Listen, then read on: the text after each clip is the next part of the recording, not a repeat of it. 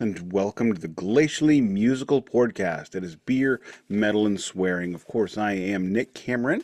I am joined by my good friend, a man who is always near the ocean, always feeling the motion of the ocean, who will always do anything for something. Keefy Klondike Bar. How are we doing today, buddy? What would you do for a Klondike bar? I would do anything to have a different life outcome that I have been having lately, but I guess I'm okay today because we're podcasting. Hey, every day walking above ground is a good day. I actually got yelled at. I made a joke about my imminent death, which my death is not imminent. So I was, that that got shut down real fast and was brought up a second time hours later to make sure the shutdown stays down. It is a straight up shutdown on that one. So I am healthy, happy, scratching my balding head. Sorry. Uh, yeah, anyway, so if you are joining us here this week for Queen, Sheer Heart Attack, I hope you're here for the album and not the single. We'll get into that later. We got a Waiting for the Sun, Houses of the Holy situation going on here.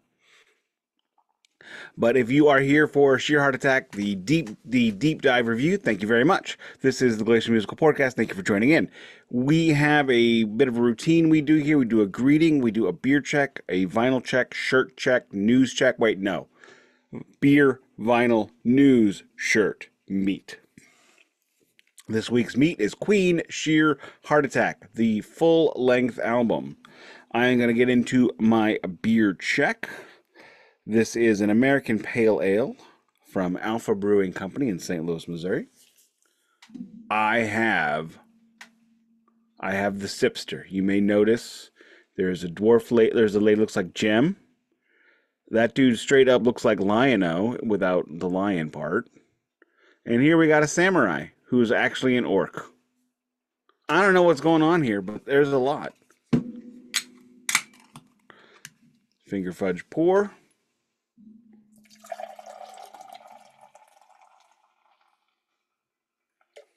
Into my Gateway Grizzlies pint glass, which is one of my favorite pint glasses. If you look at the bottom, if you are on video, you can see the baseball. So when you drink into the beer, you see a giant baseball at the bottom of your pint glass. The effect does not work when one is drinking a stout. Fair enough. It is not a beer check, but it is another liquid death. Murder your thirst. Murder Your Thirst. Convicted Melon, yet again. Last one. Just really want to try the new cherry one. I don't have to buy it by the case. I haven't seen them in singles. And it's a pop, and it's going into my Lost Coast brewing glass that I haven't broke out in quite a while.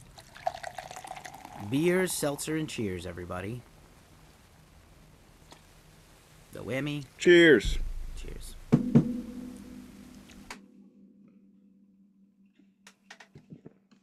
You got to get that first good pull. There you go. There I go, anyway. All right. Now I'm going to move on into my vinyl check. I'm a little light on the news. Going to be following up on a story that I think I'm going to be following pretty closely throughout the rest of the year, which is the Guess Who. We'll get back to that. However, my vinyl check, I have a three for this week. The first one was a purchase for Lawyer Wife. It is the best of Blondie. You know, Metallica's 72 Seasons was a great record because it was the concept of how your habits and your feelings are so defined by your first 72 seasons, your first 18 years of life. She, even though she can afford to buy every record she would ever want, still buys compilation albums, still buys greatest hits, because that's what she grew up having, because it was a much more affordable way of collecting music. So she asked for the best of Blondie. I got it for her. It's got Heart of Glass, of course. It's got Rapture featuring Fab Five Freddy. It's that one, isn't it? All right, yeah. The very first rap metal, not rap metal, but the very first rap song to be a #1 hit ever. Not even Rapper's Delight went to #1. Rapture did, though. I had with Debbie Harry rapping. I had Rapper's Delight in my hand today at a very reasonable price, and I put it back. How come? Because I just couldn't picture myself listening to it more than once. And shelf space is getting quite... I'm actually now making a deal with myself in order to have more shelf space. Because I decided that I wasn't going to put in any more shelves. This was it. But now that I'm getting close to the end, I'm thinking, maybe I could squeeze one more in. Anyway, number 2.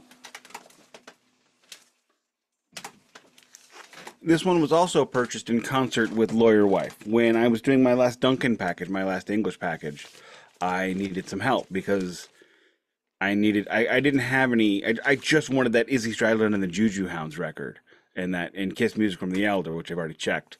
And I didn't know, I'm like, I need help. So she's like, what about Stone Temple Pilots, Core? And because I told her, early 90s stuff is good for this. She's like, okay, well, Core is still very expensive, even in England. So we got the Walmart version of STP Core, which this is a beautiful black and red splatter. I did this came with the shrink wrap still on. I left it on, even though everybody knows I'm very much again... Yeah, I'm again it. I'm again leaving your shrink wrap on, but being as I keep the record inside the outer sleeve in the back anyway, I figured, well, that way I just don't got to worry about cutting. Because I keep the hype stickers now because I'm a tool. I do too. So you got me like I was already doing it, and then you reinforced me doing it. Like I love doing it. I don't care. I think my kid actually got me doing it. Well, your kid is the reason I do it then. Fine. There we go. Yeah, I mean, give her the credit. Fair enough. So just for the record, we have mentioned my daughter. As she daughter wants, check? Yeah, word. As I'm supposed to say every week, she is very cool and has great musical taste. Don't worry, Dad, it's not a lie. Super true. We've had some fun with these checks. Here's a fun wrong number text check. Hi, Lucy. Hang on. Oh, you had more? Oh, man. I got a 3-fer. You said you were light on something. I'm light on news. Oh, fuck me. Go ahead. So, this also is for Lawyer Wife. Because we are seeing Stevie Nicks in 2 weeks, I purchased the 24 Karat Gold live album tour. It is a gatefold. It is a double disc, so it merits the gatefold. But, before you get all sassy and happy, check this out. Look at that. It's got the beautiful goose shit splatter. Multicolored. It's got some gold, some silver, and black. And I can't remember if the other side was... No, it's just... Yeah, it's the same. So... I literally just dropped a record. Amtrak. It's fine. It's fine. Thank God for the 180 gram. Things are hard to break. I've dropped a couple. They will not break. Unless you smash them like, Opa! Greek wedding. If I had broken it, I would have bought another one and never told her. That's amazing. Live albums, just like a comp. It's a good way to fill up your collection and get all the hits. You know how I was saying the nostalgia of the 72 Seasons? My first album that I ever owned was a live album. It was Black Sabbath, Live Evil, featuring the greatest Black Sabbath vocalist of all time, Ronnie James Dio. I hardly disagree, but it's fine. The best Black Sabbath singer, not the best vocalist. Sorry, not sorry. You do. Rob Dio. I'm going to do me all the time. Do you have any more surprise vinyl checks? No, I said a 3-fer. I didn't hear it. I didn't think you did. I said we'll find out. I thought 3-fer. I manifested 3-fer. I'm sorry if you didn't hear my manifestation in my lizard brain. I'm having a bad week, Mom. I was in the hospital Monday. I'm full of heartache and pain. Shit is going off the rails. I appreciate you doing this earlier for me. I have Death Clock and Baby Metal in a few hours. I'm not enthused to see Dragon Force, unlike everybody else, and I don't care for them anymore. I would be. I know you would be, because you probably haven't seen them as many times as I have. So I have not. I've seen them 0 times. I'm bored by them. If you've never seen them, they're phenomenal to see, but after the first 10 times, it's the same show every time. Bro, I live in St. Louis. They can barely play the songs, actually, except the guitar players. The rest of the guys struggle to play the tunes. They had a drummer for a long time who couldn't play Through the Fire and Flames correctly. Like, his drumming was weak. So I it was haven't like, seen anyone 10 times. Nobody comes here 10 yeah, times. that's entirely fair. That's entirely fair. Um, so I'm gonna go back, rewind the tape, and do my wrong number check. Rewind the tape, noticeably FAT. Exactly. I just got, thank you for your cooperation. RoboCop this shit. So I just randomly get a text message, and Minus Futurama. this person decided to just start a conversation with me. A wrong number text message is not an opportunity to start a conversation, but I felt it was helpful and necessary to be of use to society. Hi, Lucy. Please cancel my Pilates class for next week. I'm Diana. Thanks. Sorry, wrong number. Best of luck. Me. Oh my God, I'm such a careless woman. I got the wrong number. I'm sorry. Please forgive me. Don't be so hard on yourself. Life is hard. Don't help it kick you down. Smiley face glasses.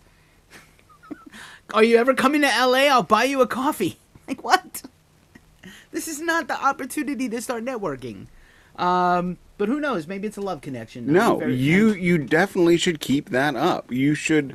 There was a wrong number thing I saw on BuzzFeed. Basically, a dude texts the wrong number, and he texts a picture of himself. It was supposed to be before, and he texted the wrong guy, and it's him in a very embarrassing photo with his shirt off in a mirror.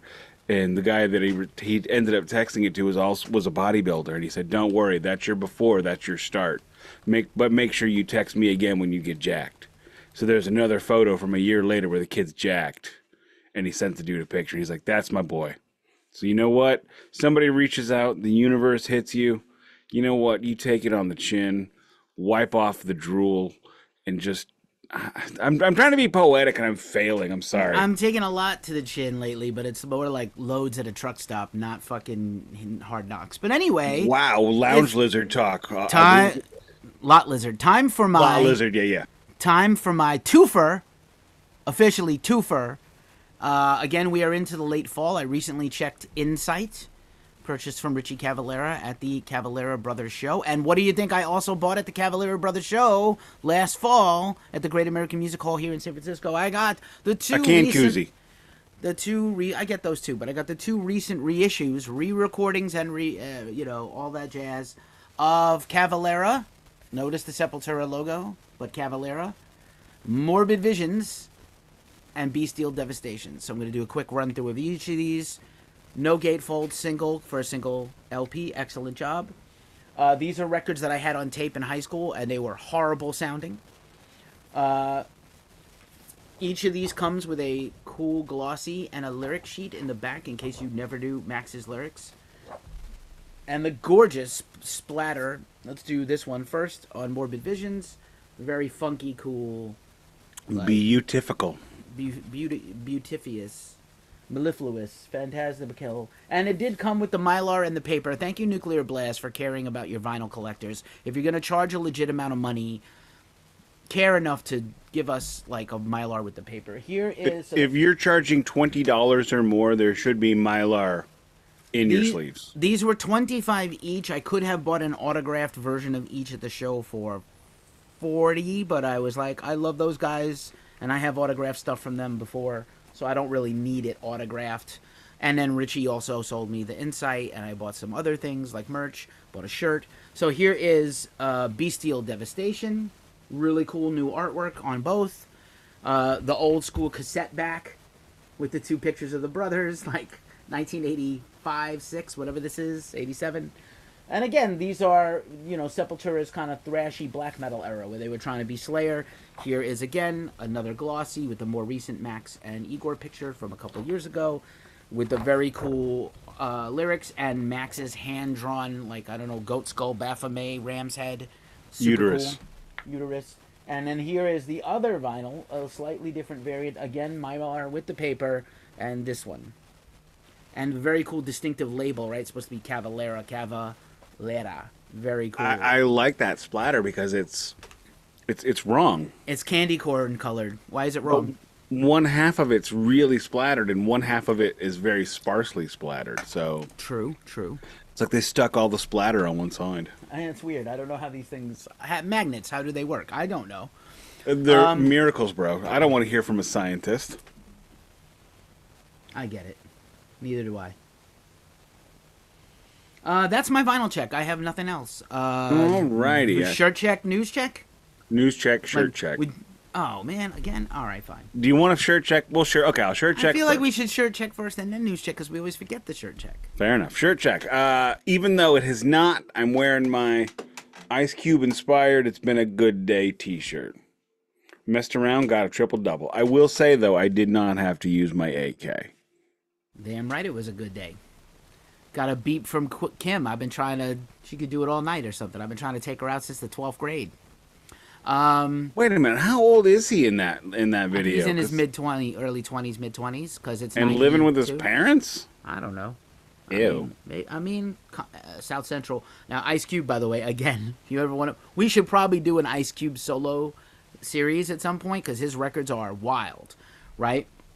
He was always the most talented person in NWA beside Dre. Oh, yeah. No, far and away the best... Far and away the most talented, actually good rapper in the whole thing. And again, his childhood experience, he is not from the ghetto. He had family in the ghetto. He was raised in the burbs, and he bust into the ghetto school, which is how he learned about rap, and he became thuggy. But realistically, he was articulate, well-educated, 2 parents, middle-class income, had stuff, never struggled, not on the welfare, as opposed to Eazy-E and Ren and Dre, who were from Compton. But no diss to Cube, because Cube was a supremely talented NWA was the perfect mix, because you had Eazy-E, who was completely credible. They were rapping about Eazy-E's life. Then you have Dre, who is amazing at making beats. And then you have Cube, who 1, can teach Eazy-E how to rap.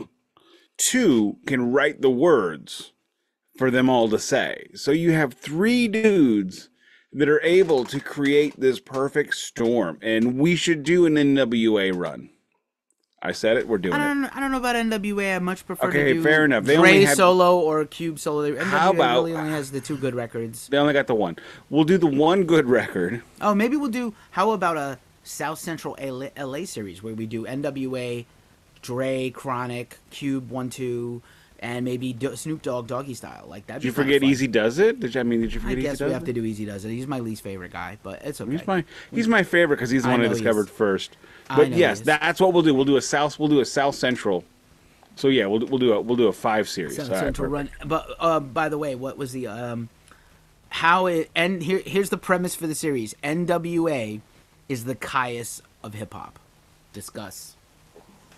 I would have said they're the Black Sabbath of hip hop, but whatever. No, definitely not. They're not the Black Sabbath of hip hop. Okay, that's not. I just mean in terms of like the family tree business. Okay, they're the Kiss of hip hop. There's a reason I said Caius. It'll come. It's about Cube and his, like. So you Cube know is Caius Josh way more than I do. Cube is Josh Homme. Well, we need to do Caius maybe next. Josh Homme is the rich kid who is not a street tough, and then the rest of the band are like urban, ghetto meth punks. My shirt check today, because I'm feeling pretty thrashy. I'm going to Death Clock and Baby Metal later, so I have to be as thrash as possible and wear my Metallica shirt. As possible. I need to wear my Metallica shirt and my Hyrax hat that I got recently that you see me wear. Shirt check, news check. It's time for news check. Go ahead, Hat Nick. check. I'm wearing my MLS hat, my St. Louis City SC. No one cares. No one cares about hockey. It's hockey playoffs. No one cares about soccer, bro. No one. Wow, soccer sells more tickets per game in America than Could not care less. Does. Could not care less about it. It's not real football. It's a stupid sport. It ends proper. in ties. It's 3 hours long and nobody scores a point. It's dumb. No, it is not. It is 2 hours long. I want touchdowns. I want physical violence. I don't see any of that in soccer. Okay, you're not watching it enough. And Watching it at all. At all. Correct. So you need to watch. If you want that, you want Mexican soccer. What I did do, before you go on, what I did do is, so hospital Monday, could have died. Heart attack, stroke symptoms. Didn't die. Yesterday, went to see the Mets play the Giants at Oracle Park, and very relaxing time. The Mets put on a late rally, but basically lost. And it was a wonderful time at the game. I'm still waiting for it because Metallica, they've kind of not done their Metallica night the last couple of years. But I'm still kind of hoping maybe if the Giants go on a late run, when the Metallica tour is over and they go back home, maybe we'll get a Metallica night where they will play the national anthem and give away like Metallica stuff, which they've done a few times. And that is all I have to say about that. We actually had tickets for The Cardinals last night. We had to give them back because lawyer wife realized her personal trainer session was last night, which means so that's when the family goes to the Y. I run the track. Kiddo does the treadmill. I did 3 miles on the track last night, and I'm wearing my full Adidas tracksuit in the Y to run the track.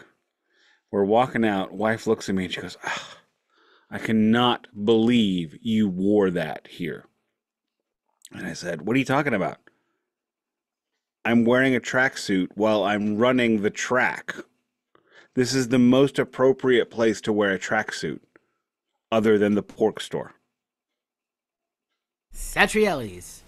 And she just cracked up, and I'm like, hey,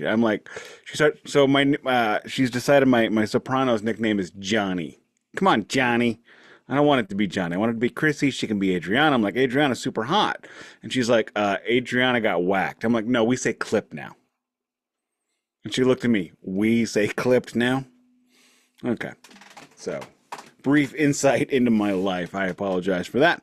My news check, I'm going to revert back to what I came up with last week, because I know Keefy is going to want to talk about the Rock and Roll Hall of Fame, and I'm here for that. But before we get to that, the Guess Who is... They canceled a few shows after the Burton Cummings, the original voice of the Guess Who's, lawsuit came through. They are not allowed, nor is Burton Cummings allowed, to play any songs that he wrote due to the injunction. Burton Cummings pulled back all of his songs from the Guess Who out of publishing. So any legitimate venue is going to have ASCAP and all the publishing. So for whenever a song is played there, the artist gets paid for that. It's hard to think about how just because a song gets played in a club that the artist gets paid, but it's true. So the Guess Who has decided to forge on with their tour, and the update on this is apparent. They did release an album recently, and so they are going to be playing more songs off of their new album. Wish I was getting a steak that night, but I am not. And that's my news check. I think you had a bad steak last time, did you not? I did not have a great steak. I am getting a lawyer wife and I she was gifted as a thank you a $100 gift card to Ruth's Chris Steakhouse. So before seeing Stevie Nicks next month, we are going to be going to Ruth's Chris downtown. Have you ever been? I have never been to Ruth's Chris. I'm a huge fan. Chris. You know, they were founded in the East Coast. One of the co-owners of Ruth's Chris is Brad Benson, the former offensive tackle of the Super Bowl winning New York Giants from 1986-87. That's my favorite Giant. That's when I was a Giants fan, actually. Wait, that's not true. No, later. I was a Giants fan in the early 90s. The year Hostetler won it. Yeah, because Sims went down with a broken foot, and then they kicked him off the team. I still hate Jeff Hostetler. They should have put Phil Sims out there with his broken damn foot, because Scott Norwood was going to shank that shit no matter what. He Norwide, you know it. I said what I said. I don't believe in ghosts, but I'm pretty sure during that 1990 Buffalo 1991, also the Whitney Houston Super Bowl, by the way, with the national anthem that became a hit single. I'm pretty sure the ghost of my dad was on that goalpost, blowing the ball to go wide right, because my dad, you know, he was buried with Giants football tickets in his pocket. So I thought you guys were Jets fans. Fuck no! What are you, out of your mind? We had Giants season tickets. It's the only thing we had of value my whole childhood. I thought it was Jets. I'm sorry. I don't live in a city with multiple versions of the same shit. We have one. We have one thing, and you love it or you don't. So I don't even know how the hell you would choose. You know what? Moving on. What's your news check? I don't care anymore. Damn it. I have two news checks. So the first news check is Sick New World Festival is this week. I am not attending. I was hoping to. Again, my life and wealth and things are not, and also my well-being. I don't think I could hold up for basically 13 hours in the desert right now and work a festival and do my interviews and stuff. I will have some people in the building. I don't know that we're going to do a review, but it's this weekend. It was the biggest thing culturally in metal last year in America. New metal is at an all-time high in terms of popularity. Linkin Park just put out a greatest hits and unreleased gems record on vinyl and CD and digital. And So with Sick New World comes the headliner, Slipknot. Slipknot is having a boon of activity. We're about to find out who the Slipknot drummer is, but basically they already leaked that it's Eloy Casagrande accidentally on their secret new website, youcan'tkillme.com. They also leaked the identity of their replacement for Craig Jones, who is retired, is a guy from Clown's solo band that used to do stuff. So, Sick New World, Slipknot. Slipknot is going to play a tiny bar outside of LA this week just as a warm-up show for the festival, which is bizarre. And then they announced 2 headline North American shows for their 25th anniversary tour that's still kind of unfurling. They announced a European tour. They have yet to announce actual U.S. dates. That's certainly to come later in the year, if not early next year. But I still think in this calendar year. And they booked 2 giant shows in Mexico for the anniversary. I don't know that they're going to play the full album at every one of these shows. They say they're going to, but who knows? And also, we're supposed to get a new unreleased Slipknot album and a bunch more. So a lot of Slipknot activity. I think it's cool. I'm into it. I'm happy about it. I'm looking forward to Eloy and his reign as the drummer. I think it's going to be pretty damn great. And I'm pretty excited for Slipknot. How about you? One second. Sorry, I was futzing with the microphone while you were talking. I didn't expect to be talking during this. As for Slipknot, they are one of the biggest metal bands of all time, and we did a series on them, and I grew to respect and like them way more than I did before. So, it's cool that they're continuing, because I can remember having a conversation with my dad years ago, 40 years ago now, and not quite 40, but anyway. And he asked, well, how long has Motley Crue been popular? Have they been popular for 20 years? And I'm like, no, about like 6 or 7 weeks a year is about all they got. And it didn't occur to me that the band still existed when they weren't, topping charts. But to have Slipknot's longevity, it's great, because a rising tide raises all ships. And that's my opinion. Fair enough. Before we move on to the second news item, I just want to remind everybody that we did a special bonus episode this week on Record Store Day. So you could go back and listen to 2 episodes if you missed the Queen number 2 album retrospective, as well as Nik and Keefy's Record Store Day breakdown. And don't take Nik too seriously during that episode, because Nik was drinking pretty hard that day. I couldn't tell. And then to follow up on another story we did a couple of weeks ago, the Rock and Roll Hall of Fame announced their inductees during American Idol. I was at Pussifer. I didn't talk about this, but I went to the Pussifer, A Perfect Circle, and Primus show, which was incredible. And listen, I have either been to, attended, or performed at probably over 6,000 shows in my lifetime since I'm a little boy.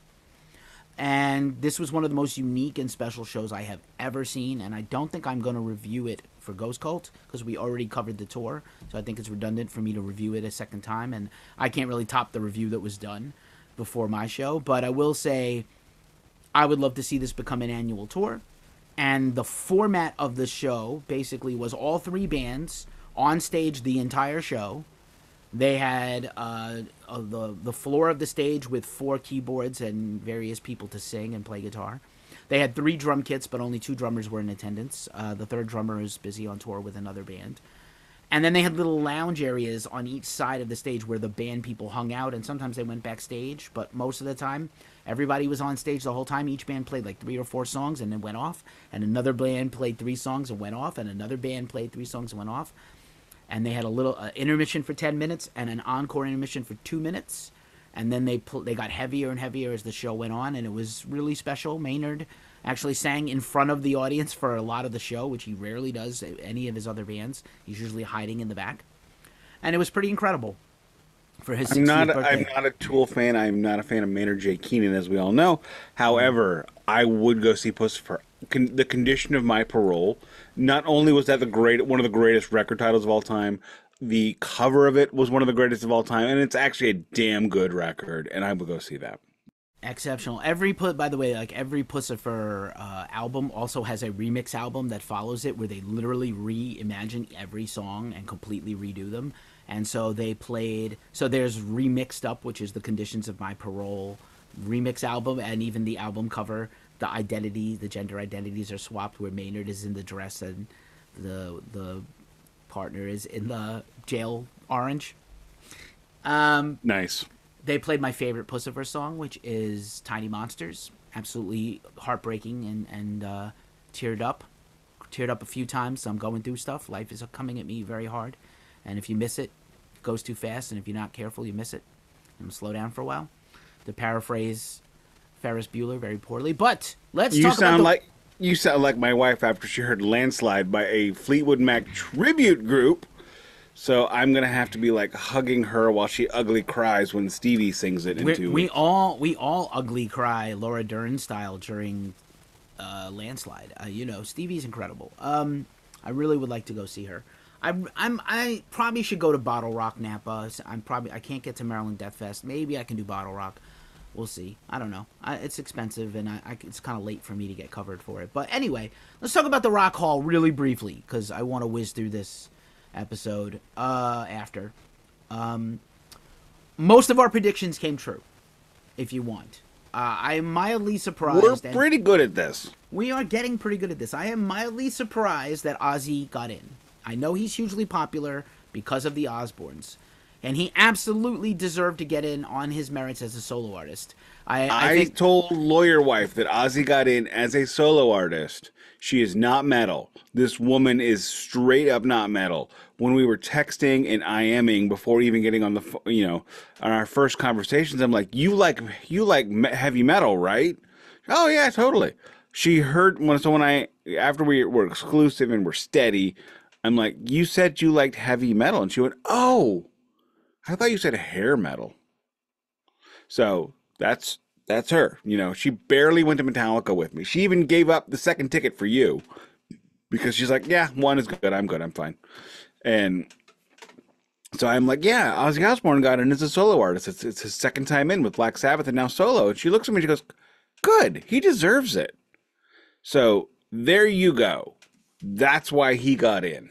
Yeah, I think everybody kind of knows Crazy Train, even before the Osbournes. Crazy Train has been in a Super Bowl commercial for cars. It's been in the movie Trolls, which is Disney Pixar animated film.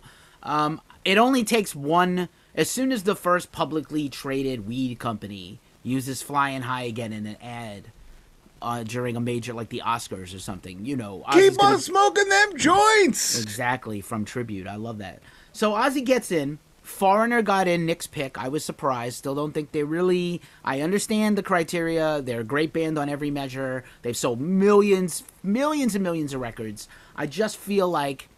Bro, Nick knows things. Nick knows things, and Nick was right. I did not think Foreigner was going to get in, especially against this very tough class.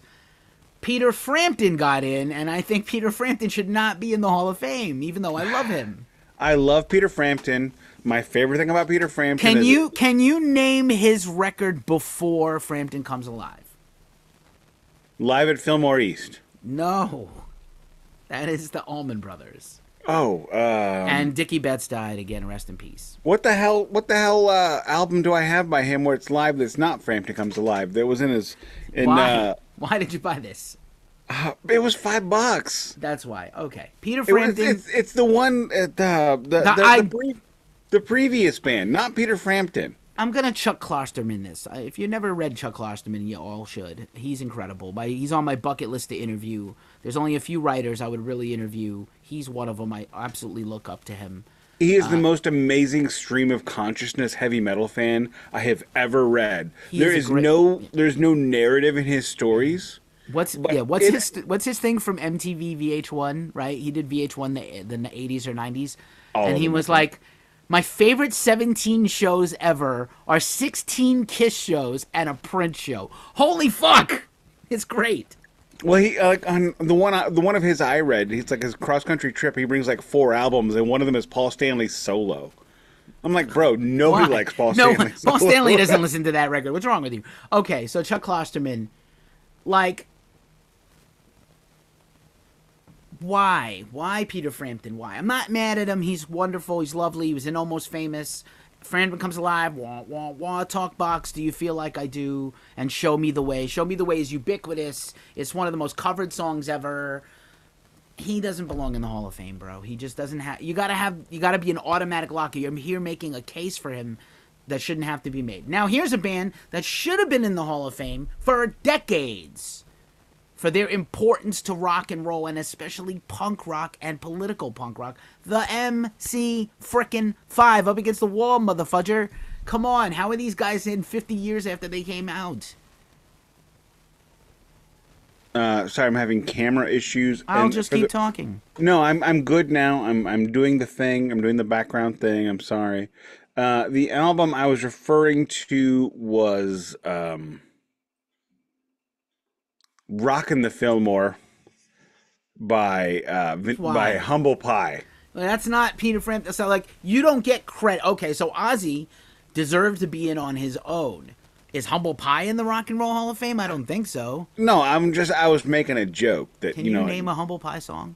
No, I can't either. And I can if I heard it, I would know it, but I can't. Rockin' the Fillmore has like 4 songs. It's like Allman Brothers live at the Fillmore. It's like 4 songs on 2 records. It's a lot of and I love it because you could just have a beer and just follow into that nut bar zone. Peter Frampton in the Rock and Roll Hall of Fame? No, he had 1 album. Fair enough. All right, here's the rest of the inductees, and again, we were mixed on these. So that's the rock ones, mostly rock ones. Here are the rest. Mary J. Blige, I said that I thought she could deserve to be in, but it would be hard. She got in. Cher gets in, obviously. Dave Matthews Band, despite my consternation, is in. Kool and the Gang absolutely deserves to get in. I wasn't sure they were going to get in. Very nice honor for them. 50 years as a funk and R&B band. Hugely inspirational, influential to funk, rap, everything. Sampled many times for huge rap songs. And, as I said, there was not going to be 3 hip-hop R&B people to get in. It could only be 2. And so a Tribe Called Quest got in, which is cool. Phife Dawg, rest in power. Just died a couple years ago. Too bad he didn't live to see it. Those are under again, this designation of awards and do you get in or under a thing. The Performer Award that Priest got in under is Mary J. Blige, Cher, Dave Matthews Band, Kool and the Gang, Tribe Called Quest. Under the Musical Excellence Award, Jimmy Buffett, absolutely fucking no. I know he just died, but no.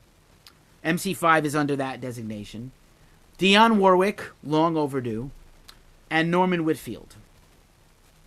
Then for the Musical Influence Awards, also still in the Hall of Fame, Alexis Korner, John Mayall of the Blues Breakers, very famous, put a lot of guys on, Page, Clapton, Beck, made them all famous. And Green, and don't forget Peter Green. And Peter Green, and I think also Ginger Baker did sessions with them.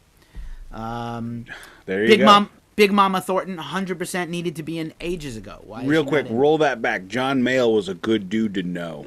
Yeah, right? Like, he would be a good pal to go for a beer with. And then also, unfortunately still needs to get the name changed, Erdogan Award, Suzanne DePass. And then here's the snubs. So first of all, let's talk about who got in that's beside the big notable rock ones. Do you object to any of these other ones that I complained about, or is it just me? I'm a dick. Look, Ozzy got in, and that's... That'd be like, the Blues winning the Stanley Cup, but my favorite player not getting a hat trick in Game 7. So I don't give 2 craps about the rest of it. Ozzy got in. Ozzy Osbourne's solo work was some of my earliest memories of music. I know that, I mentioned it earlier that my first album was Black Sabbath Live Evil. I didn't get it until the mid-'80s. It was an early 80s record. But, Bark at the Moon, Crazy Train, I Don't Know, Tribute, Diary of a Madman. This was like some of my very formative stuff. And I didn't even know Ozzy was in Black Sabbath until I was in 5th or 6th grade. A buddy of mine was like, "Oh, you like Ozzy? Did you know he was in another band?" No, I did not. Did you know that Ozzy has an equal amount of great records as Black Sabbath with or without him? Think about that for a second. That is not true. It's absolutely true. Yeah, 8 or 9 great Ozzy records. all the way up to Osmosis. They're all bangers to me, except for the. Are high. We can fight about it another time. We will fight. We need to do an Ozzy run so we can fight about them. Here are the notable snubs, and they are notable. Lenny Kravitz not in. Like I said, I'm okay with that. This is a shocker to me. Mariah Carey did not get in. See, I thought Mary J. Blige would not get in against Mariah Carey. Correct. Surprised, yes. Okay. The biggest selling female artist in record history is not in the Hall of Fame. And it's probably because she has a bad reputation in the industry as being difficult. And I don't mean that in an anti-feminist way, like she's a difficult woman. No, she's had mania and caused a lot of diva shit that people dislike about her. Oasis, kind of a surprise. Humongous band. Will get in, not now. Yeah, we'll get in eventually, not now. As I said, only 2 of the hip-hop people were going to get in. Completely snubbing Eric B. and Rakim. As you said, you didn't know enough about them. 1,000% equally influential to A Tribe Called Quest, if not a little bit more. Rakim might be the best pure hip-hop rapper of all time. A Tribe Called Quest was on Beastie Boys records, though, I know. And Q-Tip is like Q-Tip has got his own cult of personality as a sort of a presence and a personality that supersedes even their band. But like, there you go. And then also mildly surprising, Jane's Addiction will eventually get in, not in now. Jane's Addiction is going to get in when Gen X is all retirees. 50. Yeah. No, sooner, probably within 5 to 10 years. I think longer, but not today. We discussed that this was an uncommonly large class of artists, right? 1, 2, 3, 4, 5, 6, 7, 8, 9, 10, 11, 12, 13, 14, 15, 16, 17 technically people are getting into the Rock Hall. It's a lot. It's a massive list of people. They added a bunch in like those other categories. They really filled them out. Priest was like the only winner of the Musical Excellence Award. There's 5 this year. 5. It's like let's stuff this chicken breast. Right. Last few licks on this. Ozzy is one of the few artists in for 2 bands. Black Sabbath in 2006. Randy Rhoads has been in the Hall of Fame for many years. He was inducted under the Influences category a while back. It's amazing how 2 records by that dude are so influential and such a big deal. Changed the whole game. Because his mother still will not, well, she's dead now, but his mother would not let us ever hear the Quiet Riot records. And after having heard them and done them on the Department of Metal Antiquities with Duncan, oh my God, they are awful. They are bad with a capital B. We're coming to the end of this. Just the last thing, I'm going to put you on the spot, which I love to do. Iron Maiden, did it get in soon? Did it get in next year? Or did it not get in for a long time? Iron Maiden. Judas Priest got in last year on the Musical Excellence. I feel like Iron Maiden needs to be the next metal band to get in. I would say that Iron Maiden deserves it more than Judas Priest. That is, it's just me. We're talking about a 1,200-point score versus an 1,100-point score. This is Phil Housley versus Al McInnes. The difference is Al McInnes won a Stanley Cup. Phil Housley did not. The Iron Maiden never won. They were never part of the zeitgeist. They were never part of the Satanic Panic. They were never, yes, they were popular. Record called Number of the Beast. Really, do you name me a time when the PMRC and all the stupid bullshit people out there went after Iron Maiden? They had a zombie mannequin on stage. Everybody knew Iron Maiden was a gas. It was a show.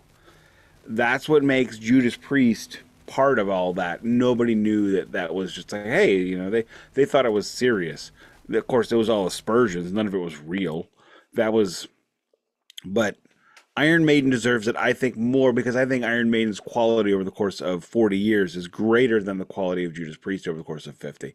That is my opinion. That is just Nick. Both are great bands. Iron Maiden gets in after someone dies. I hope not, man. I really hope not. They're going to get into the Hall of Fame when Pete Rose does. Here's who's getting in. Iron Maiden should be in soon. I hope not when someone dies. The next grunge era band that gets in is definitely going to be Alice in Chains. They are Agreed. They're I love Soundgarden equally. Alice in Chains a little bit more on my all-time favorites list, but just like I know there's a sympathy thing with Cornell. There's a sympathy thing with Lane. Cornell is more popular. That's what I mean for Iron Maiden. That's what it's going to take to put them over the hump for the people that are like, oh, well, we did the leather bound twin guitar metal band already. That's Judas Priest. And then maybe Slayer gets in now that they're doing the reunion, and maybe they're reminding people that they're bigger, but maybe they're just too Slayer-y to get in. The Slayer never gets in. They deserve it, but they never get. Metal needs its own Hall of Fame. They have its own Hall of Fame. They do one every January. Is that the Metal Hall of Fame? It's literally called the Metal Hall of Fame. Where do they do that at? I don't know. Anaheim has a celebration. They have a website. They do an on-stage presentation at Wacken every summer. A lot of it is done for charity. The guy who runs it is named Pat Gesualdo, who does a charity for veterans, like giving drums to veterans or something in Jersey. I demand they invite me. I actually was invited and I couldn't go. I was invited in January. Maybe we'll go.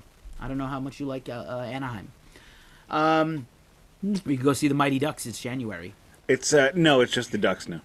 Oh, it's just the Ducks, no Mighty. All right. Nick, set us up. And let's speed run this long album. Alrighty, we're put the Wayback Machine to 1974. 1974 sucked ass. Why did it suck ass? Because Nick was not born yet. That's just me being silly. Right now, we are now living in a post-Watergate world where the first United States president resigned.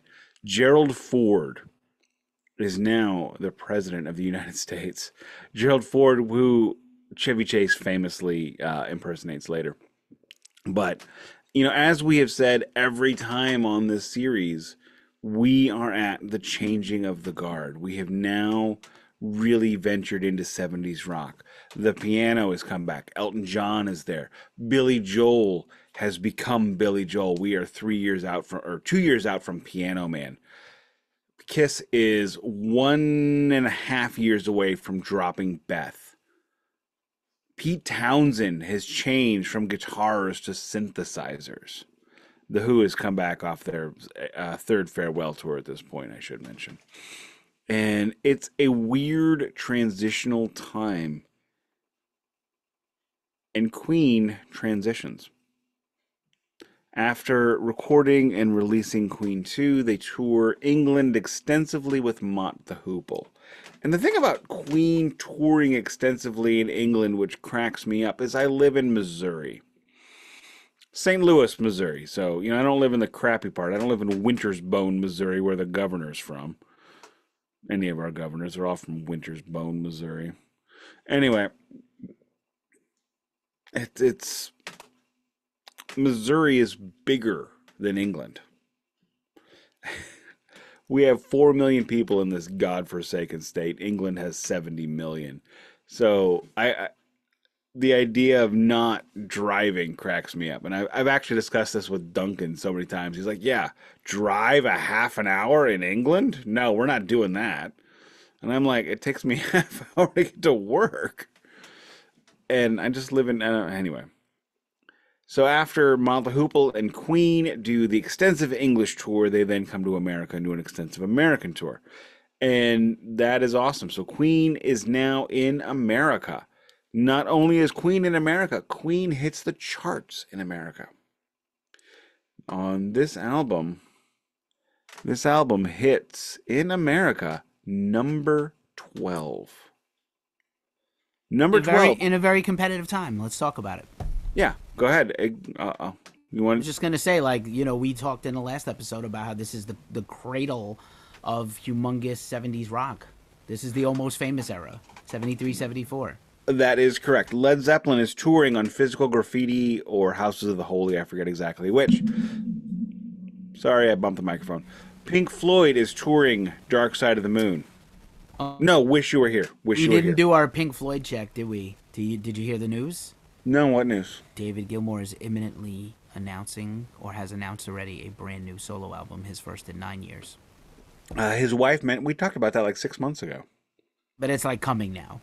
Oh, is it coming? There's a website teaser on his website. Oh, and he's okay. posting social media photos of him with the band. It is absolutely coming. We're getting a single and a... What the hell guitar is he playing? He was playing a black Stratocaster. It's not Blackie. It's not no, he sold that. He sold it. So he's got some black Strat. I don't know. Whatever he's got on his boat. Whatever he's got left on his boat is his gear.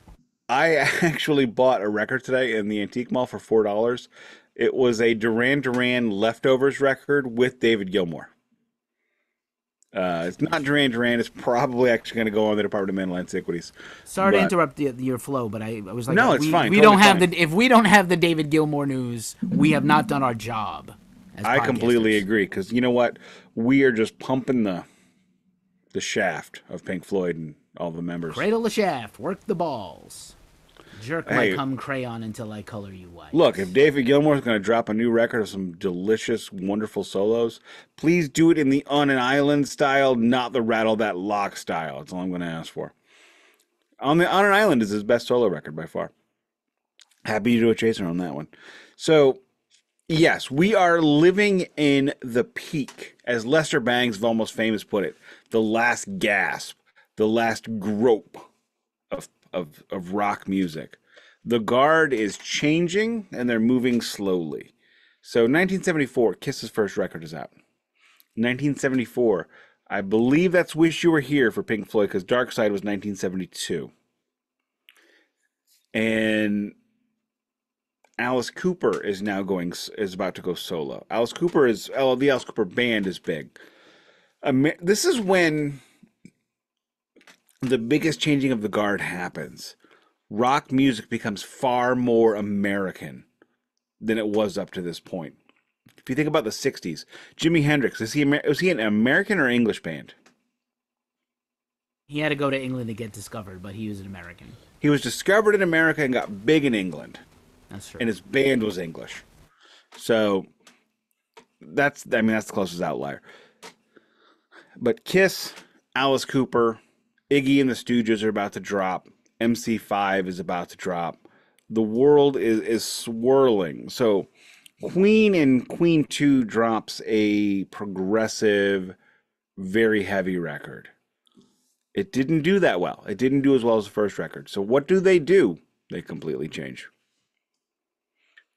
And that change drops them at number 12 on the Billboard chart. So imagine in a world where because nowadays an album cycle with press, with reviews, with interviews, and tour for a band not named Metallica is what? 3 weeks? 4 weeks? When I was growing up, a movie would be at the movie theater for 6 months. Now, if it doesn't hit in the first week, it's pulled. In the 70s, it was even slower. So Pink Floyd, Led Zeppelin, Black Sabbath, and Kiss are all on the charts. And in comes this little record from England, Queen, Sheer Heart Attack, which jumps to number 12. Notably not named Queen 3. Yes, Roger Taylor, as we discussed last week, not a fan of Queen 2. And you know what? I am a big fan of Led Zeppelin going with Led Zeppelin 3, because I don't think anybody else had done that. They're like, well, what are we going to call this thing? I don't know, 3? Chicago is the only band I can think of that had a numerical system for the majority of their career. Do you know why? Because they just don't know what to name it. They don't know what to name records, and they didn't Even have their one, greatest they had hits are nine. in that. They had one. Yeah, it's like Chicago 18 is the greatest hits. There's two. Actually, Chicago has 3 or 4 greatest hits. Have it on vinyl. Yeah. Chicago 4, which I have on vinyl. You know what? You know what the best part about Chicago 4 is? It's 4 discs. You know what, Nick? You're a hard What? habit to break. What? Living without you takes a lot of getting used to. You learn to live with it, but I don't want to. Are we living La Vida Loca here? I'm singing Chicago lyrics from the 80s for you. I don't know Chicago. That's tragic. Chicago is one of the I greatest have bands several all of their time. records, but I don't We really need to do know at them. least we need to do at least a 70s run, 60s, 70s, and then an 80s run. Oh my god. Can we just? I keep can't track sing of- like Peter Cetera anymore. When I was like 14 and I auditioned for, did you know that I Were went you- to the high school hang on. performing arts in LaGuardia High School in New York City? Hang and on, Roger Waters, bass player. Shut up. Were you tempted by the fruit of another? Let's squeeze, not Peter Cetera of Chicago. But yes, also tempted by a fruit of another. I got my toothbrush, my toothpaste, something, and a comb. All right, go ahead. Now that I've swallowed the beer I was drinking, you weren't funny enough to make me spit it out. If you are ready, let us go ahead and go to this record, Queen, Sheer Heart Attack. First off, let's look at the cover. All right, there's a lot going on. We are now seeing Queen as Queen. You know, we are now seeing them glammy, puffed out. It's like, imagine Robert Plant from The Song Remains the Same movie, but put him in white satin and make him super sweaty and slightly curlier. So Queen has now fully formed. They've kind of come out of the cocoon. They start off the first track of this record is Brighton Rock. It is a Brian May tune. Freddie and Brian both sing it. It's kind of a bad song. It sounds like it's on 45 when it should be on 33. It's just something. I don't need it. You know, I've always liked this song. It's always a song as a guitar player and a bassist that was always in guitar magazines. Learn to play Brighton Rock. Brighton Rock does, again, Queen, these last couple of records really foreshadows the leap they're about to take. They just haven't taken it yet. They're almost there. There's a lot of This is I'm going to spoil it. This is the Obscured by Clouds of Queen. This is their pre record. I believe so. And I'm going to say Brighton Rock's actually a better song than you remember. It's got a lot of different moving parts, which I think makes it hard to feel unified. As an opening song, I don't think it works well. And I think, you know, obviously we know that Killer Queen I think Stone Cold Crazy would have been a better opener. Killer Queen would have been a better opener. I think if this was later in the record, you would have appreciated this song more. I just think so. You're probably absolutely correct on that one.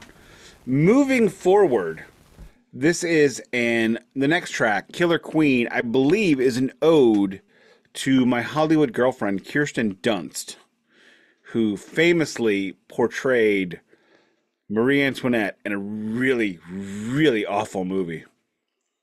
Terrible. Yeah, super awful. It was poor. I will tell you, if you want to get really, really get your mind blown in a bad way, go see the new movie Civil War. It was deeply upsetting. And I literally feel like this is our fate as a country very soon. No, it's got California and Texas being together. I don't need it. Anyway, moving forward, Killer Queen, great track, and do not go see Marie Antoinette. That by Sofia Coppola. If you want to see a Sofia Coppola flick, Virgin Suicides, Lost in Translation, those are amazing movies. Don't see Marie Antoinette. If you want to see a Kirsten Dunst movie and you haven't seen Interview with the Vampire, you've messed up your whole life. I'm straight and I love that movie for all the right reasons. Let's talk about Killer Queen is one of the greatest rock songs ever made. Period. Full stop. Facts. One of the best made top 5 Brian May guitar solos. Everyone can sing it. Incredible piano part. Beautifully written, unbelievably sung, funny lyrics, great everything about it. Just 10, 10, 10, 10, 10 across the board. How many songs can you name that reference Victorian queens and laser beams? It's just a patently good rhyme. Never done before or since, but it works. It doesn't make sense, but it makes me happy. And how about those backing vocals? Jesus, right? What a crime. Just like so... incredible, man. Like, you want to talk about a band that they congealed. I mean, man, these guys became gravy on this track. In America, and in Midwestern America, gravy is a very big deal. We will judge you. And then we'll say, oh. What about biscuits and gravy? Bro, this is the Midwest. St. Louis is not Alabama. I thought you figured that out when you were here. Everything's legal in Alabama. Did you see a single biscuit and gravy while we were here? Not a one was bereft on the menu at the. They are around. You got to know where to. You got to know where to go. If you got a slinger, you don't really need biscuits and gravy. No. A lot of carbs, a lot of sodium. No, it's like death sodium. That's enough sodium to kill it. Again, I was just literally in a hospital, so I know. To quote Back to the Beach, starring Frankie and Annette, that's enough sodium to kill a plow horse.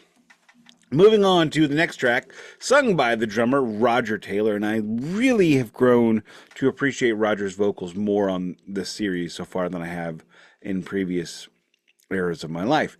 Tenement Funster. Okay, that sounds awful, and I don't want to Does be a part sound of like that. I know what they were going. It's like it's got a different meaning than you think. I also, coming from my roots, felt like that was always a dodgy title, Suspect, but like they didn't mean it. Oh yeah, he's suspect. No retainer. You're suspect. That was from Good Will Hunting. I know. Continue. Sorry. You like them apples? How do you like them bananas? That's from Futurama, quoting. Anyway, it's a fun song. I don't know what the lyrics are about, and when I saw the title, I don't want to know.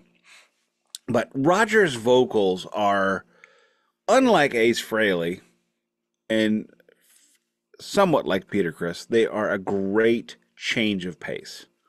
Still a lot of good vocal melody, still a lot of quality.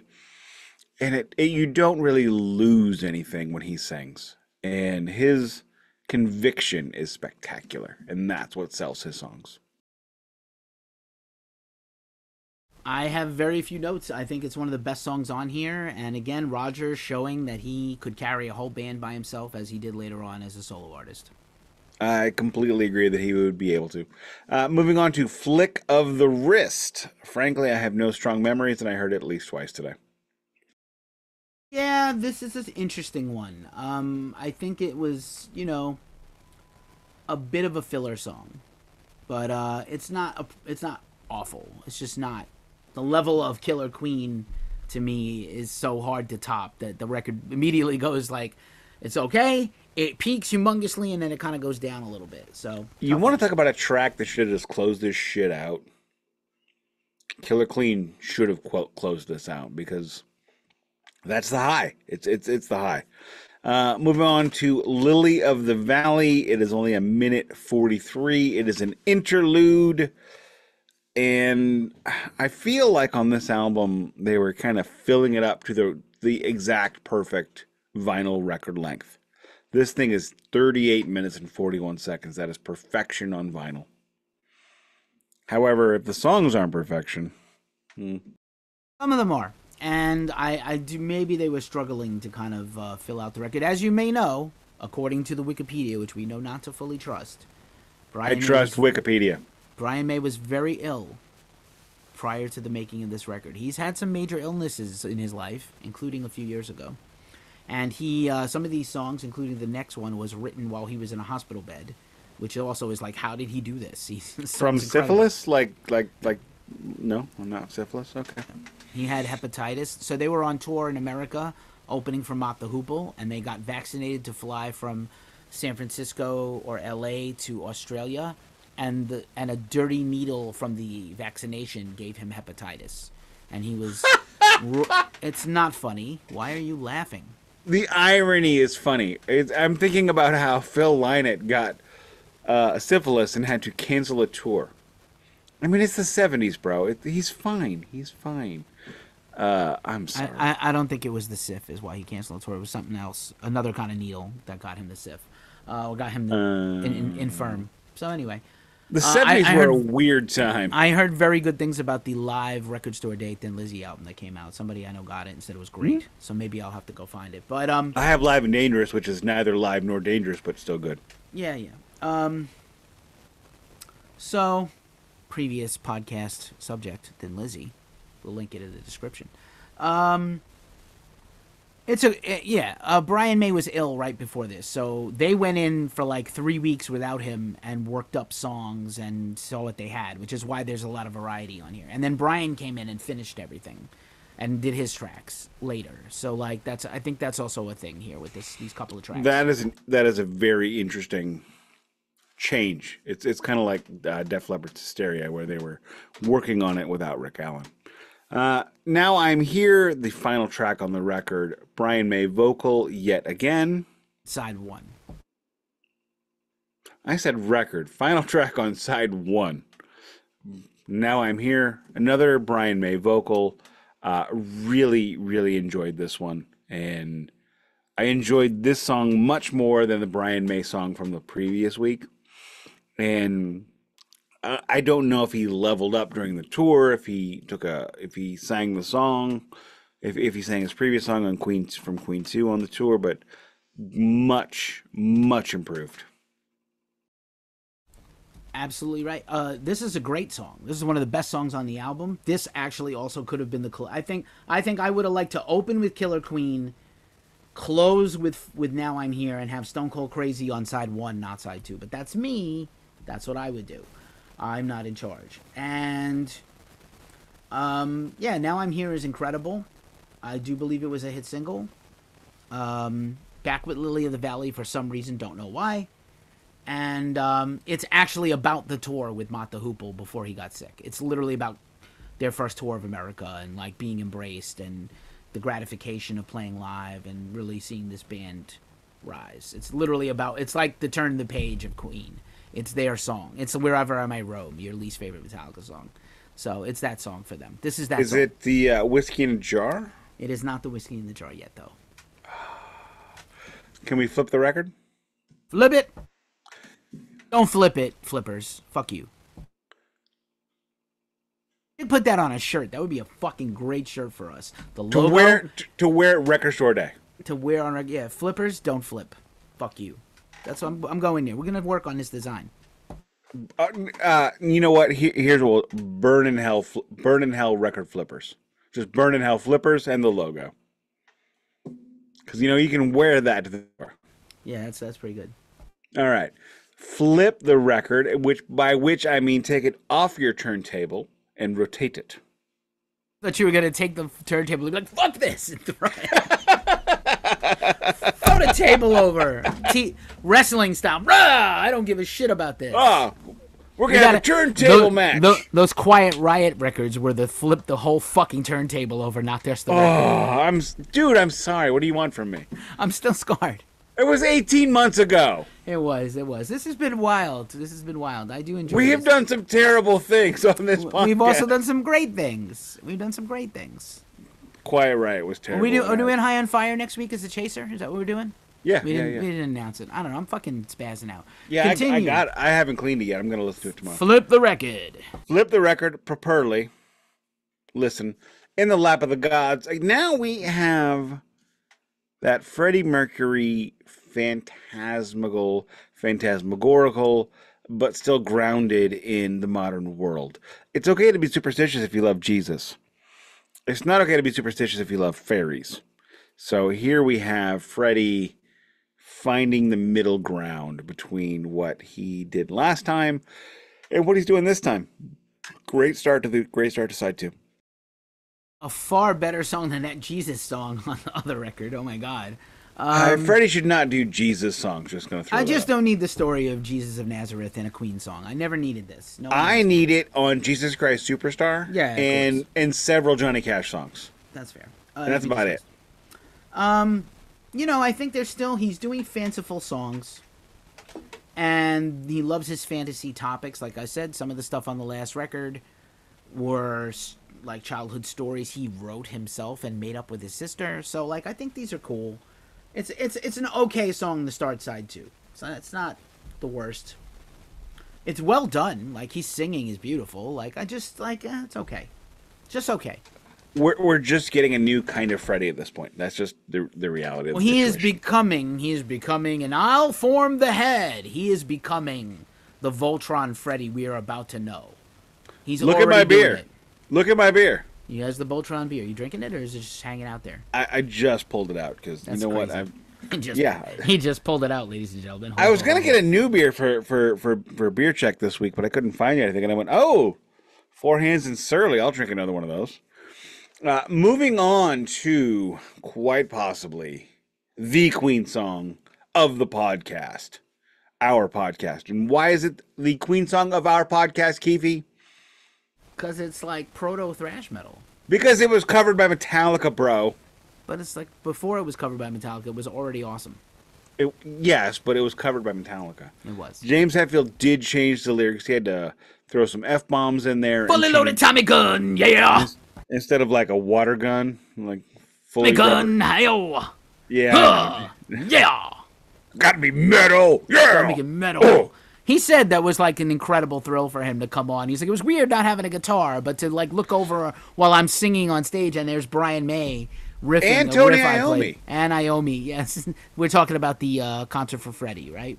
Yeah, 1992, the concert for Freddie. But the Metallica had released it on, I want to say it was the B-side of Enter Sandman. So it is on Garage Incorporated, which if you don't have that, you fucked up. Because it has whiskey in the jar on it. It has astronomy on it. Oh, it does have that, yeah. Previous Glacially musical podcast subject, and we should do that Metallica run. I was thinking about that you dropped the M-bomb, just like I dropped the P-bomb earlier with Gilmore. You dropped the M-bomb, and I'm going to tell you what. I'm okay. We should definitely do that Metallica series. Maybe even the 80s series? I'm ready. All right, I'll do an 80s Metallica series. I'm good for that. Let's just do it. We can just do it. So, Stone Cold Crazy, I'm just going to, crack my beer, think about that song, talk amongst yourselves. I love this song. This is one of my favorite top 3 Queen songs ever, and it absolutely slays. No notes. It's great. It's metal. It was called a thrash metal song in a review for this record before there was thrash as a thing. Unreal. And as Queen is wont to do, let's slow it down. They come into Dear Friends. And I can remember, and this is, I'm going to jump into next week briefly, listening to Queen's A Night at the Opera when I had it on cassette tape. I remember my friend Nate going, when my best friend came up, and I will tell a story, remind me to tell a story next week, or I'll tell it now in case I forget. When my wife and I got married, we had a best friends dance, but our best friends did not realize we had a joke. So the song we played at our wedding, because we had our first dance, she had the father-daughter dance, and then we did the best friends dance. Guess what song was the best friends dance song? St. Vitus Dance. What the fuck is wrong with you? I'm going through changes. No. It was You're My Best Friend by Queen. Oh, that's a great song, yeah. And so I danced with her best friend, she danced with mine. Halfway through the song, we winked and switched. So I was dancing with my minister friend. Okay. Yeah, it was delightful. Anyway, so yeah, Queen gets, fanciful, a bit romantic, if it were, as it were. And this is the beginning of that. Right now, we are not, and I mentioned earlier that they had come out of the cocoon. They are still in it, but the hooves are coming out, the claws are coming out. Indeed. They're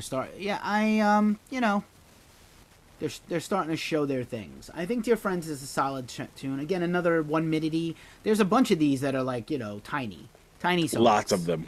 Tiny songs to fill up space. It's okay. It's not terrible. It's okay and unnecessary. Also true.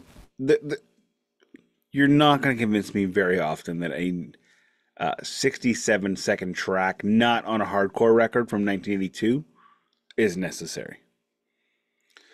Moving on, we go on to Misfire. This is a track completely written by John Deacon.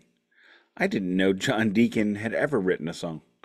And I don't really remember this one. It's also only 1:50. The problem with this side of the record is everything is really short. So it all really blends. I wonder if this was their try at Abbey Road. Like, let's just do a pastiche of things and see what sticks. I do like this song. I think it's underrated. I'm sorry, I got to jump in. You mentioning the Beatles is great. Because right now we are at the end of that serious Beatles influence. The everybody writes and everybody sings kind of influence. John Deacon is the only member of Queen that hasn't sung. At this point, Kiss is all three of the 4 members of Kiss are singing. It's still out there, but this is the end. These are the guys that got over the finish line for that kind of Beatles influence. It's over. I mean, it's over, and it never came. In 50 years, it never came back. That is so weird. It's wild. Misfire's a good song. I wouldn't throw it away. It's actually pretty decent. And John has contributed more than you think. A lot. That's probably true. I am not the largest fan of Queen. I love them. Just gonna but say another one bites the dust. John Deacon. Anyway, Is there? Is it really? and some other ones that he wrote that will surprise you that were huge hit songs. Trying to think if I had that in my hand today. We're gonna get. I to had that in my hand today on vinyl. I did not purchase it. Moving on to Bring Back That Leroy Brown. Okay. That's a weird thing. Freddie is doing his Freddie thing. I'm gonna jump in and say that Bring Back That Leroy Brown is a better idea than a song came out. Jim Croce had just died, known for one of his big hits, Bad Bad Leroy Brown. Toughest guy in town, meanest guy in town, right? Just died. They liked him. He was a great songwriter, distinctive singer from San Diego. Record, do not piss into the wind. Do not tug on Superman's cape. Yeah. And never mess around. Wait, that's Jim. You don't mess Wait, around. who's Leroy? Leroy Brown's the other guy. Anyway. Same dude. I like the idea. Tribute song. Maybe not executed the best, but it's okay. It's a side to Soft Underbelly. Absolutely the soft underbelly of the record, even with the other songs that are because Flick of the Wrist is solid. So this is definitely Dear Friends, Misfire, Bring Back, Soft. Right? That's not unfair. No, not unfair. It's 5 minutes I didn't need. 5 minutes and 5 to 6 minutes I could not. I could live without. Frankly, the side 2 is not spectacular. Stone Cold Crazy is, but not the rest of it. Okay. You get 1A in 4 Ds. Hey. Wow. Let me tell you something about 4 Ds and the band Queen. The Mormons, when they got to Utah, they should have done DVDA. Yo. That's from Orgasmo. I'm just pulling kidding. out the deep cuts. Oh, I love deep cuts. We're almost at the finish line. Keep going. Okay, next, She Makes Me Stormtrooper in Stilettos. In the 70s, Stormtrooper is a Nazi term. I know in America in 2024, we all think of it as Star Wars, but it's not. It was also to imply Nazis. Like, correct. That's why he chose it. Yes, it was. You're muted, sir.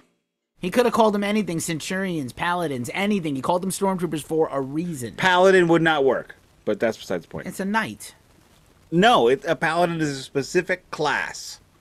Oh, they are the damage taker. Jesus Christ. Nerd. What? They're the tank. Nerd. Nerd alert. Yeah, I know. I get it. How do you like this song? I don't remember it. I'm sorry. Side 2 is filler. This album is tracked poorly. This album is tracked sequenced curiously. I understand why, that's what I mean. But like, you know, and again, the problem is Killer Queen as a song is like a 10 of 10, and then Stone Cold, it's 11. And Stone Cold Crazy is to be also like almost a 9 or a 10. But like, I understand why the rest of the record pales in comparison. It's unfair to the rest of the songs. It is unfair. These songs might not be as poor as I'm making them out to be, but you have two. When you talk about a band that lasts, 30 years basically, Queen, or 25 years, give or take, and you have these amazing songs, and if a band lasts 20 years, which is about what Queen lasted about 20 years total before Freddie died, and they put out several records. This is a band that put out probably 40 classic songs. In the 90s, not long after Freddie died, there was a 2-disc set that was Classic Queen and Queen Greatest Hits. I had Classic Queen. That was that was my very first CD that I ever owned. And you have 2 songs on this album that made it to Classic Queen. And that's just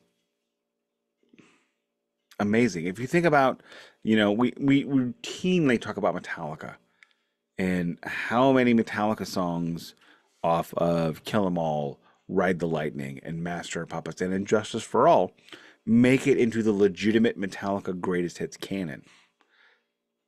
9 songs out of those 4 records, realistically speaking? Maybe 10? And that's just the way it is. So when you have these songs that are head and shoulders above everything else, they're just gonna they're just gonna get the top billing. Period. Fair enough. Fair enough. I no notes, man. We're not gonna rank them just yet, but I would say the shame about this record is with the very big high points and a couple of other solid songs.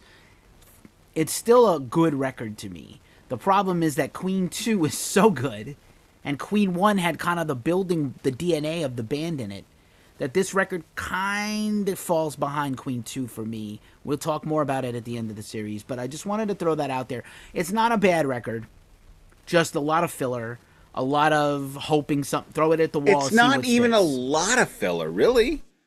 It's just Queen 2 was amazing. Queen 1 was pretty darn good. Queen 2 is amazing even though it doesn't have any classics. This album has 2 classics, and it might not be as good as the previous record. But the 2 classics that are on here are top tier. We're talking S tier Queen songs, and it makes everything else look shabby. Fair enough. Fair enough. I think that's a good place to stop. We did go rather long, but I appreciate that you went early. We did not do the last track. We didn't. In the lap of the gods, it's forgettable. Revisited. Yeah, unnecessary revisiting, longer than the original. Like a reprise should be a minute or 2. Why is this 3.5 minutes? Don't need it. Sorry, Queen. Sorry, I didn't need this. Apparently, these songs were played live. They used to do a medley with Seven Seas of Rye and a bunch of the little filler songs, and these were on it. The original and the reprise and Lily of the Valley. Why? Who needs this? I have questions, and I don't need that. Didn't have enough bangers yet. That's what it was. They didn't have enough bangers in their own opinion, maybe. I will tell you this, that this record is interestingly, like I said, this is the Obscured by Clouds. This is the formative. They're trying things that work better later, and we'll find out in a couple of weeks what we mean by that. Well, in a couple of weeks, we get to Night at the Opera, which sucks. Anyway, Keefy, last words of the week. Good record, important to have if you're a collector. Is it essential? These couple of songs are, so you might want to get it on vinyl if you need to have all the records. Do you need to have this record if you're not an absolutist and a completist? Probably not, but I do love those couple. Killer Queen is undeniably one of the greatest rock songs ever, and Stone Cold Crazy, at the very least, is an excellent song that is a precursor to thrash metal and new wave of British heavy metal. A lot of good stuff on this record, a lot of stuff that's forgettable, but it also has the secret ingredient that I love, really good stuff that was forgotten. Tenement Funster specifically. So, do you need this record? I mean, if you are collecting a Queen collection, I wouldn't call it essential. I'll be honest. However, the highs are really high, and the lows aren't terrible. They're just So, moving forward, we'll get to the ranking in a couple of weeks. And with that, I will say, everyone, thank you for joining us this week. Keefy, of course, can be reached at Ghost Cult Mag, at Ghost Cult Keefy on all the things. You know what those things are. Facebook, Twitter, Blue Sky, Mammoth. Wait, is Mammoth still a thing? I don't even know. And Threads, Instagram, yada, yada, yada. Follow his business. Go to his website, ghostcultmag.com, for all of the wonderful news, reviews, interviews, and for those rare times he can convince me to put my fingers to clickety-clacks and make words on a page. It's been a minute, so go ahead and ask me anytime soon. And if you've made it this far, thank you very much. You are amazing. You are awesome. I hate to ask for stupid things, but if you could give us a review, if you could give us a subscribe, or just a thumbs up, or interact with us anywhere, that is how shows grow. You are already listening? Take 2 seconds, let a friend know. As for myself, I am Nik Cameron. I started Glacially Musical, the blog. I still maintain Glacially Musical, the Twitter, Glacially Musical, the Blue Sky, Glacially Musical, the Threads, and Glacially Musical, the Instagram. and the Department of Metal Antiquities and the Glacially Musical Podcast. Thank you very much for listening. As we say every week, this has been the Glacially Musical Podcast. It does not play in Peoria. But can you buy gunpowder gelatine in Peoria or not? Glycerine!